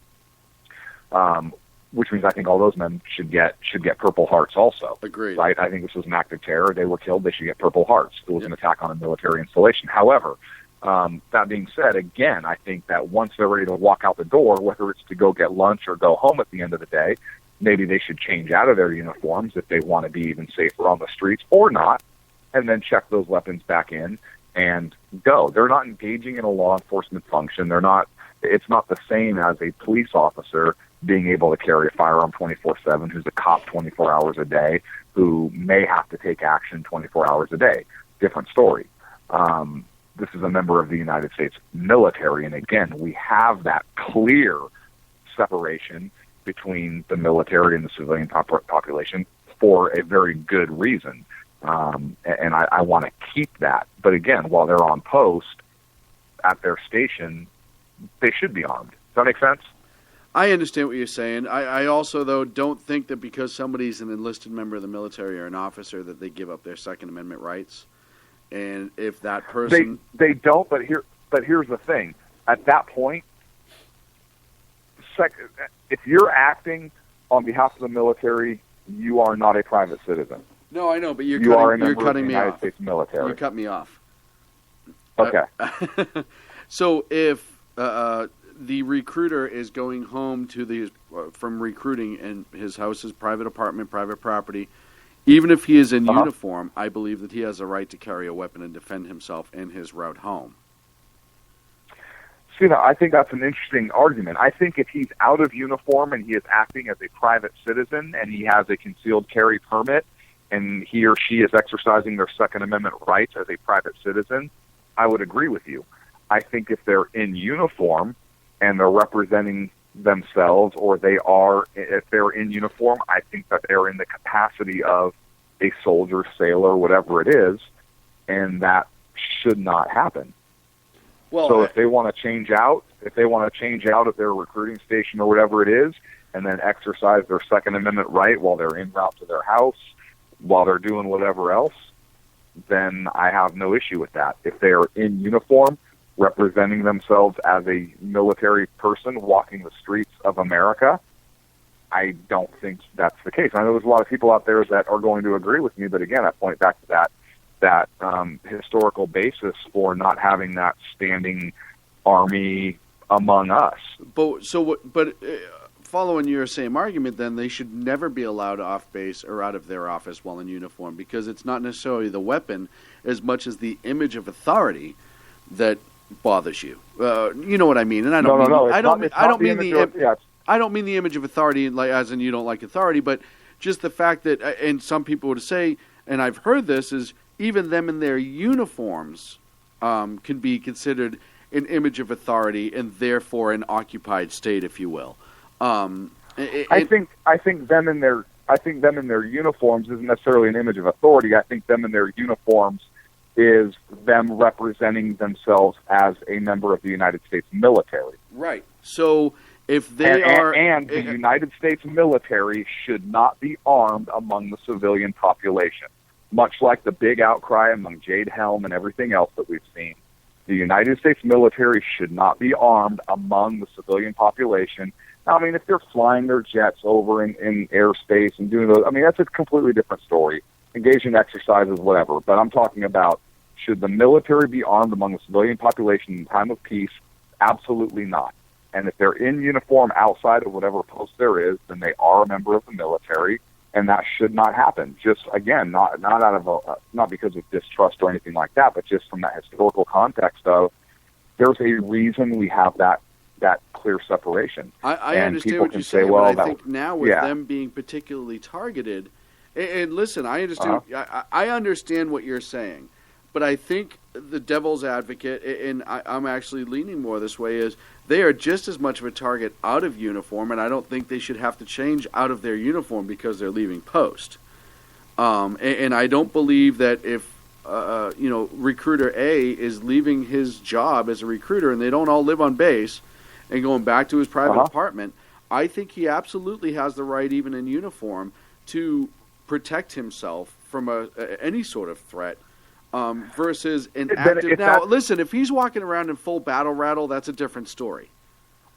But I disagree. I think whether you're full battle rattle or your military uniform with a sidearm, it's still the same thing. If you want to defend yourself because you're worried about self-defense, and I think they do have a right to self-defense, then put civilian clothes on, and now you're authorized to carry in that capacity. I have no issue with that. But we have a volunteer military. Mm-hmm. You volunteered to be in the United States military. You understand that clear separation. And if you choose as a member of the military to wear your uniform off post among the civilian population, then you are choosing to go without a firearm because of the principles that our country was founded on. and you volunteer for that, you go for that. If you want to defend yourself because you are a target, and I completely agree with you, then switch into civilian clothes and carry a gun. And should the military authorize their people to do that? Yeah. Could there be maybe a federal concealed weapons permit to allow their people to do that? Sure. And I would support all of that. My only umbrage is with the fact of somebody in a military uniform carrying a firearm among the civilian population. That is it. So if they want to defend themselves, which that is their God-given right, I support that 110%, change out of your uniform. If you're driving a government vehicle en route to another government function, then I think you're okay, because that government, then you are now an extension of whatever it is you're doing from one post to another, fine. But if you're not engaged in that, and you're going home or you're getting lunch or whatever it is, then no. And that's just my feeling on it. All right, and like I said, I disagree with you. I don't think that their right to defense... Yeah, but you're wrong, and we're up against a break. When we come back...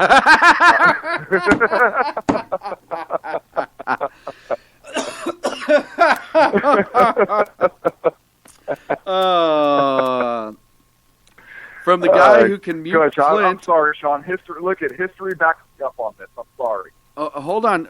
I can't hear you over the mute over the mute button. It's over the mute button. I just can't hear you over the mute button. It's the weirdest thing.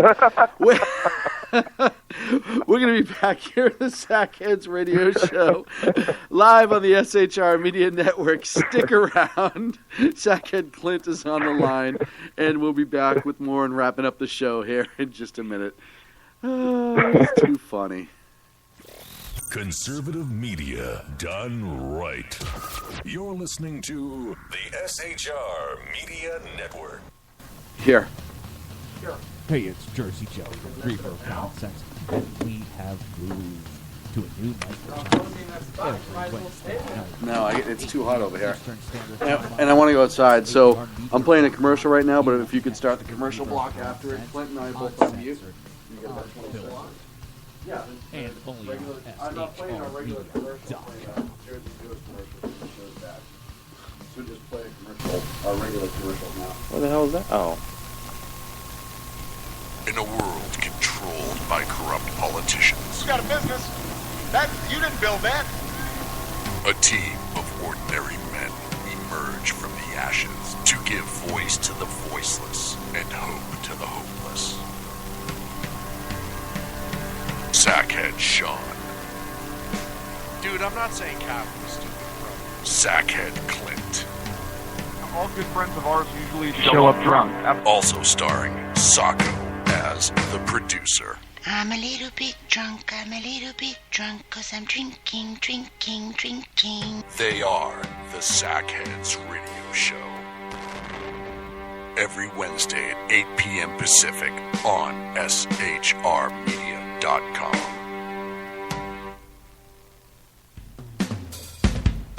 This is Tammy Jackson, inviting you to join me on The Tammy Jackson Show every Tuesday night at 7 p.m. Pacific on the 405radio.com. Put down that remote and tune into the show that covers politics, guns and the Second Amendment, religious liberties, sanctity of life, the military, and more. I host newsworthy guests and work hard to be a conservative radio show that's not like all the others. So save Tuesday nights at 7 p.m. Pacific for me, Tammy Jackson, on the 405media.com. Who listens to the Andrea Kaye Show? Let's find out as we eavesdrop on listener Roger Johnson in Encinitas. You know, if our policy is going to be bring any child who comes across the border and says coordination, we have to take them in. Okay, so apparently Roger fell asleep in the middle of my brilliant political tirade, and now he plans to sue me because I put him on the air, sleeping. Obviously, he's a liberal. Snoring, not an option while listening to The Andrea Kaye Show, Tuesday mornings at 11 on Financial News and Talk. You know I'm right. Y'all know I'm right. Hello, I'm Matt, a student at Hillsdale College. Here's Hillsdale President Larry Arnn on the continuing relevance of the Constitution. Many argue today that the Constitution is outdated because it addresses problems peculiar to the 18th century. Some parts of the Constitution do read rather quaintly. Consider the injunction against titles of nobility in Article 1, Section 9 of the Constitution. But is that so outdated? The purpose of the injunction is to prevent the government granting special privileges to some for partisan reasons. This strikes at the heart of the rule of law. The crony capitalism so common today is a place where the government bestows favors and tax dollars on some businesses to give them a leg up over others. This is exactly the kind of thing the Constitution was meant to prohibit. The Constitution is not so outdated after all. This Constitution Minute was brought to you by Hillsdale College. To join the national conversation on the Constitution, go to constitutionminute.com.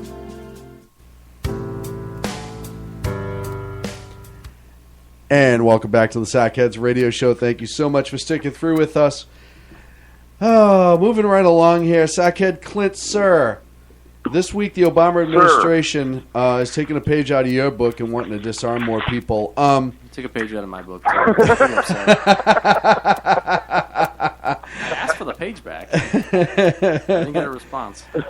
Clint, if you're on Social Security, essentially the Obama administration says, I don't necessarily want you to have guns. Is there any... Right, which clearly that's a great call. Right. Is there any sort of reason in your mind, you being, the anti-gun person that you are, any sort of reason whatsoever that you could think of that would justify this as even at all slightly semi-constitutional? Look, even me being as anti-gun as I am, right? I cannot defend this. As much as I would love to. I would love to defend this. Right? Right. I know. And I'm so sorry. I'm so sorry that you would love to defend this but are not able to. 22 million plus people could be affected by this. The Obama administration saying, if you're on Social Security, you're essentially saying that you are not in any way, shape, or form able to take care of yourself, your finances, perhaps lack the mental faculties to be able to possess a firearm as a private citizen. The amazing part about this is Social Security is not free government money. Social Security is something that most Americans pay into their entire life. Are you being attacked by a bear? And have to. And have to.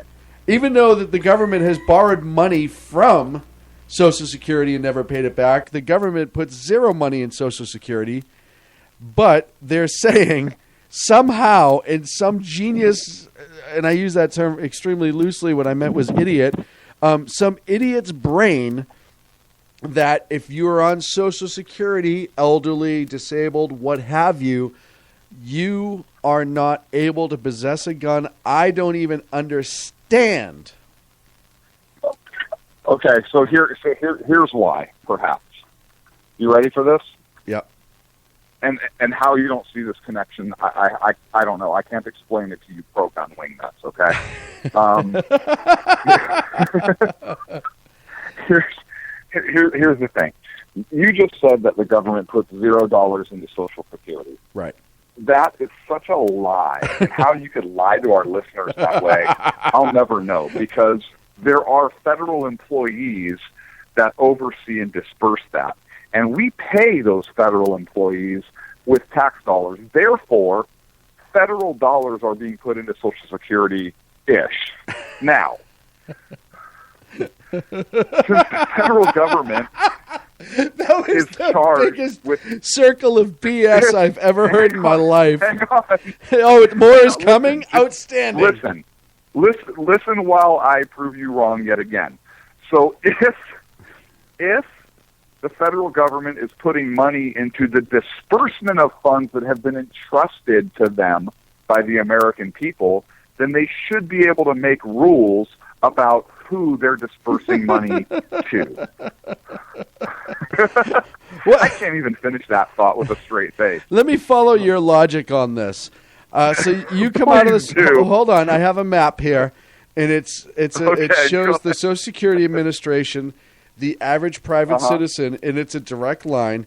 And then I see government going into Social Security, obviously to take money from it, and then a pool of refuse all the way up in the top right-hand corner of said map. You have driven from the Social Security office right to the pool of refuse. Right. So what's confusing about that? Nothing whatsoever. Listen, Perfect. I'm glad you agree with my logic. The simple fact that the U.S. government is assimilating the fact that if you're on Social Security, you're somehow not in control of your mental faculties and or responsible enough. This is sheer age discrimination. Oh, yes. Right? Yes. This is 100% age discrimination. And disability discrimination too, right? Because there are plenty of people on Social Security that I want to read something. Okay. Shall not be infringed. Unless you're in the That's military. pretty freaking clear. Yeah, but then you're not, right? Do you... I'm just saying, go on. No, that's a completely different set of circumstances. And you and I both know that. Volunteer. You sign a whole bunch of paperwork. Don't volunteer, right? Or change out of your uniform. So, no, this is it's age discrimination, and I like where you're going with the ADA also. Yeah, there are plenty of people who are physically disabled, but that does not prevent them from maintaining responsibly and utilizing responsibly a firearm in a manner that's consistent with the U.S. Constitution. Now, obviously, if somebody has a severe mental handicap, we've both talked about this before, and as we've seen time and again, usually with people with mental disabilities, everyone knows it, nobody says anything about it. But a guy like liberals, right? Like liberals. Severe mental. But they don't own guns. They don't own guns anyways. By the way, when are we going to introduce that into the California Senate that if you vote Democrat, then you are anti-gun, and if you are anti-gun, you should not legally be able to possess one? We have to enter that at some point to be voted on as a referendum in the state. But here's the problem, right? Shall not be infringed again. But no, it's volunteer, right? Because you're voluntarily voting Democrat. Ooh, that's a good one. But, you keep coming back to this whole uniform thing, right? If you're a member of the military, can you say whatever the hell you want? Do you really have a... Yes. Or even if you're a cop, can you go in uniform and march in a protest? You should be able to. Or can you truly exercise your First Amendment? You can't. There's rules on that because you're volunteering to go into a particular function. Anyways, I digress yet again. Somebody's feelings are hurt. I think it's absurd, and I think the Obama administration will lose it if it got challenged in court, which of course it should. They're just trying to do another end around for gun control around the whole legal process because they have zero respect for it. Yeah, no, I agree, and and at this point, and Ag in the chat room brought up a really good point. So does that mean that we could start drug testing for Social Security? I mean, how far are we going to go with this, right? If you're saying that person is not eligible to carry a firearm for some reason because Social Security, which kills me because, you have that person who's never done anything wrong in their whole life and all of a sudden they turn 62. They have all their faculties. Nothing is absolutely wrong with them. But they're like, hey, you know what? I paid into Social Security my whole life. I'm going to draw it because it's my money. Even though the government's going to tax it, even though they're screwing me on it, and I'm forced to pay into it. But I'm still going to get as many pennies back as I possibly can. Oh, yeah, by the way, you can't have your gun. On what world? On what world is that? And I go back to my old man. After my old man retired and he was a cop, he used to carry his gun. And it was to the point that he collected Social Security. There was no reason for him not to carry his gun. Right? There's zero... This makes so little sense to me. The fact that it's even being entertained tells you what their true belief is and really what their underlying cause is. Of course it does. Yeah, that's a no-brainer. Of course it does. I mean, you know what their agenda is, and they'll push it through any rule or regulation that they possibly can. Well, if you're on unemployment, you can't have a gun. I know we have only a few minutes left, but I do want to get to a story. the young lady who was killed in San Francisco by the illegal immigrant, the one that San Francisco should have held for ICE. Yes. Her father testified on Capitol Hill, and Congress is at least holding hearings. But there was that whole. He basically talked about all the loopholes that are here that allow these people to stay, and his daughter lost her life as a result of one of these sanctuary cities and these policies. And I kind of have heard some of Trump's criticism on his remarks kind of die down a little bit. Oh, yeah. Yeah. Yeah, it's, listen, first of all, and I talked about a story the other day on my show of a nurse, 41-year-old woman who was killed when the two illegals upstairs from her fired a rifle in Lawrence, Massachusetts. And then in Connecticut, there was an illegal Haitian who had done 17 years for attempted murder that was released. He should have been deported. 17 years in a penitentiary. Released onto the streets, killed a 25-year-old kid. The stats that he threw out, and I think Mr. Steno threw out, every 12 days, an illegal immigrant that has been, should have been deported, has been arrested and charged with some sort of crime related to homicide, either a vehicle, DUI, physical, what have you. It is a frightening trend. And for people on the left who turn around and say, oh, it's just anti-Mexican, blah, blah. No, this is not anti-anything.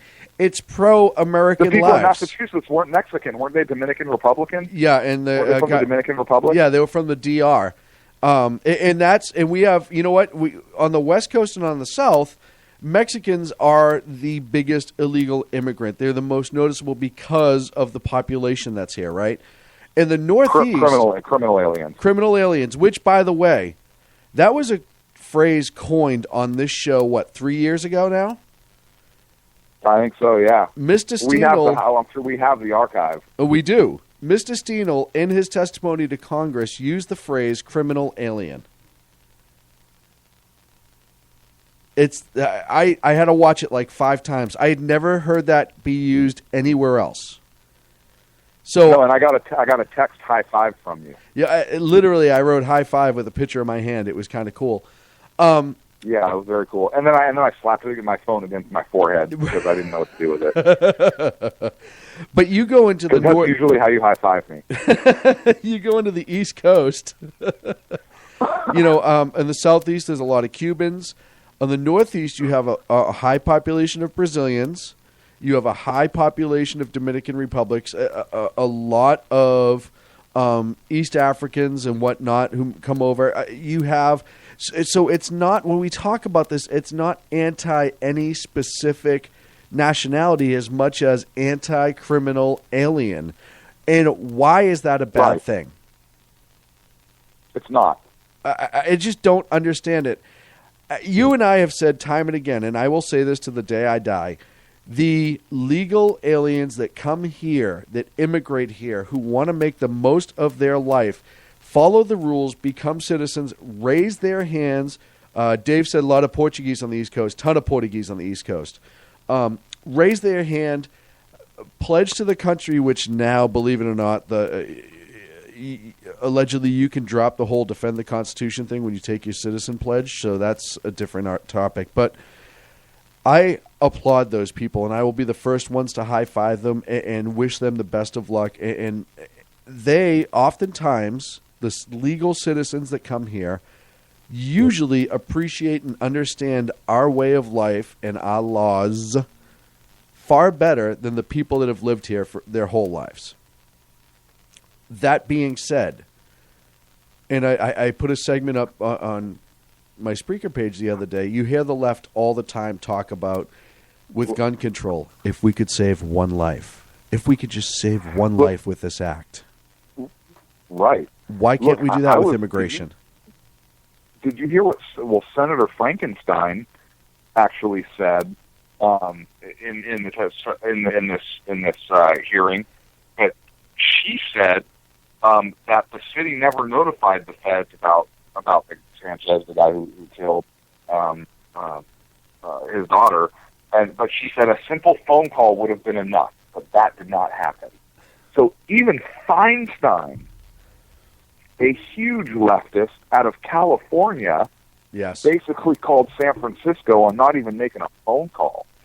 Well, and it's one of those things. And it brings us back to sanctuary cities, right? And we're having all these. The Senate's having hearings right now on sanctuary cities, and if you haven't seen Ted Cruz destroy the head of ICE about sanctuary cities and criminal aliens and whatnot, you need to Google that, YouTube it, Bing it, do whatever you need to do. It's amazing. But, we talk about sanctuary cities, and all the time, ICE and immigration, all they're saying is time and again, oh, well, we don't want to upset our local partners, and the plans that were in place before didn't seem to work, and we had to change them, and now if we put these mandatory detainers on these people and tell them they can't be sanctuary cities, it'll really upset our local partners.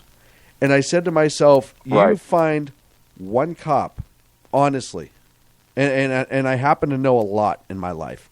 You find one cop who would be mad that the person he stopped had a federal detainer on.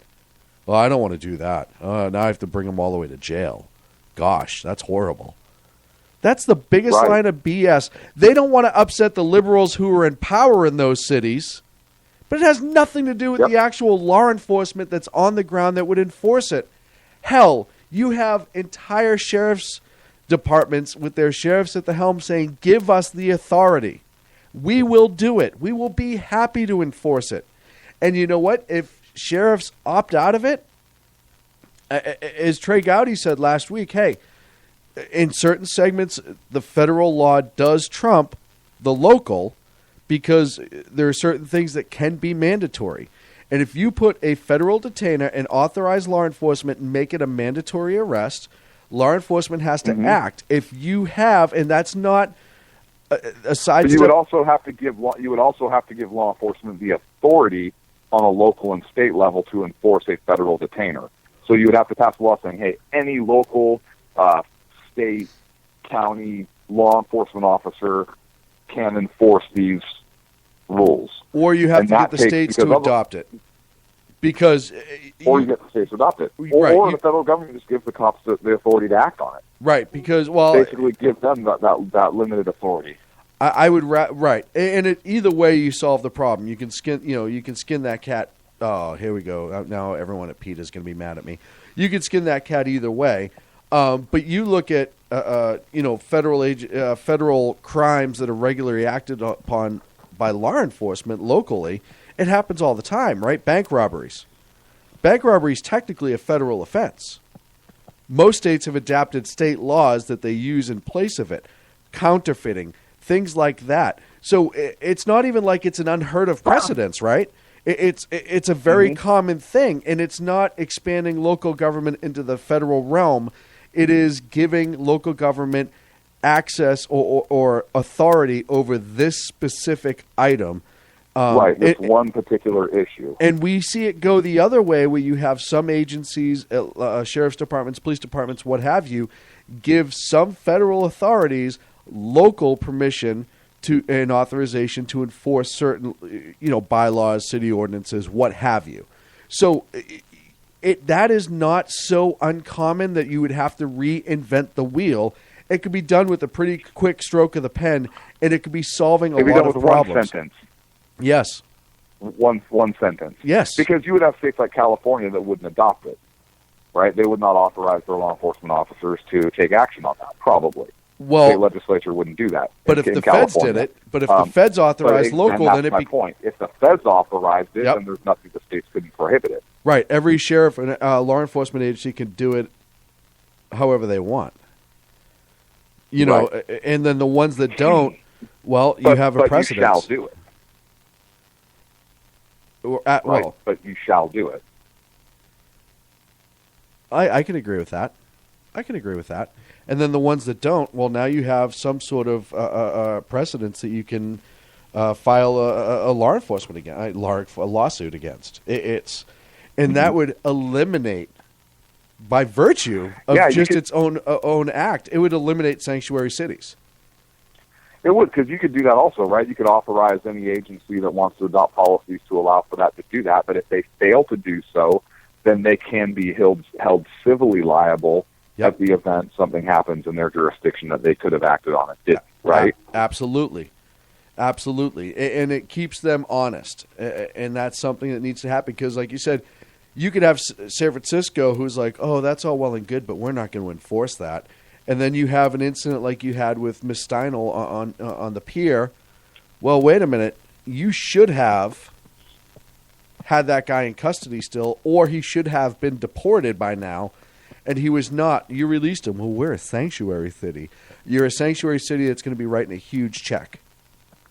And keep going, because you're not getting any federal money until you comply. Right. Any federal money for anything until you comply, because it's your job to follow the law, just like you expect people to. That's a whole different discussion about federal money going to local agencies, anyways. Oh, I agree. It's a totally different discussion, but in this case, it would absolutely be leverage. Yes, it would. And this isn't leverage about political gain. This is about saving lives. And at the end of the day, that's really what this discussion comes back to. You look at the amount of lives. The security of United States citizens that's being breached by criminal aliens. Yeah, and Trey Gowdy said it last week. You keep passing all these laws of waiting for these illegals to come out of the shadows. The people that are committing these crimes, the illegal that killed the 2 sheriff's deputies up in Northern California last year, they live in the shadows. What about Deputy Danny Oliver from Sacramento County? Yeah, absolutely. Lived in the shadows, right? These people aren't coming out of the shadows. They don't play within the rules. They were lawless when they were in Mexico, and they'll be lawless here, just like they were lawless when they were in the Dominican Republic. Or whatever country. Well, that's what I was saying. They were lawless in the Dominican Republic. They'll be lawless here. And when we talk about securing our borders and everyone goes back to, Mexico, Mexico, Mexico, I told a story, not too long ago where I said, hey, you know what? I have seen a boat come up from the Dominican Republic to pick up crushed steel. There's a pier right in Everett, Massachusetts that they pull up. There's a place called Schnitzer. And they're supposed to get custom checked offshore and then come in.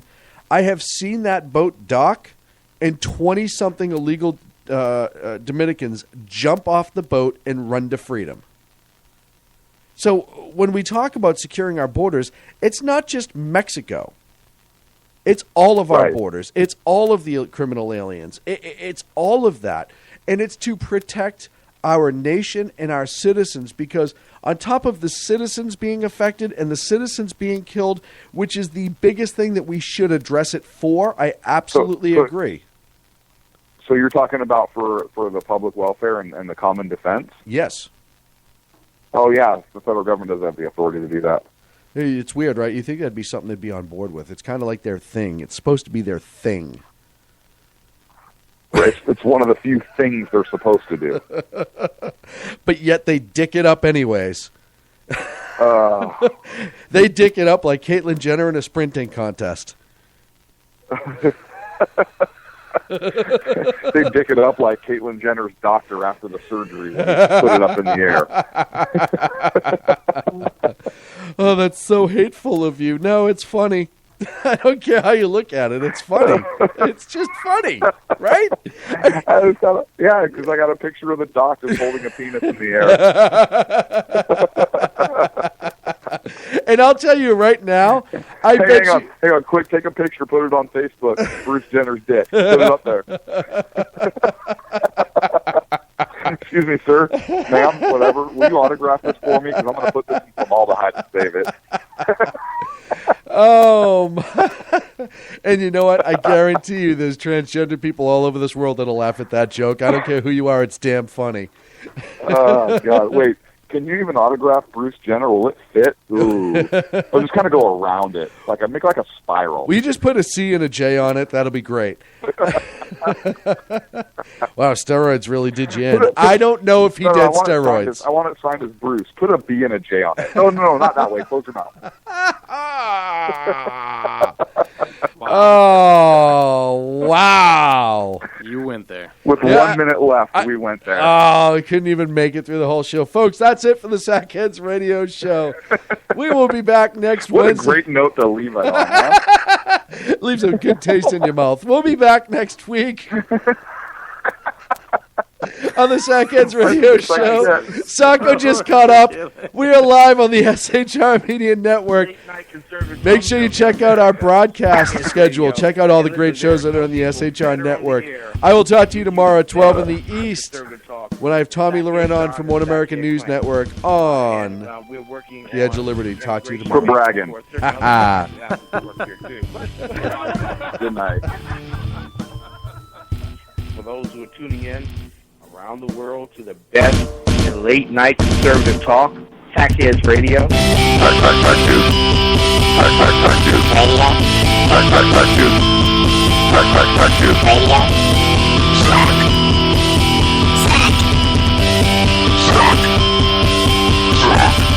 The best late night conservative talk show in America. In America.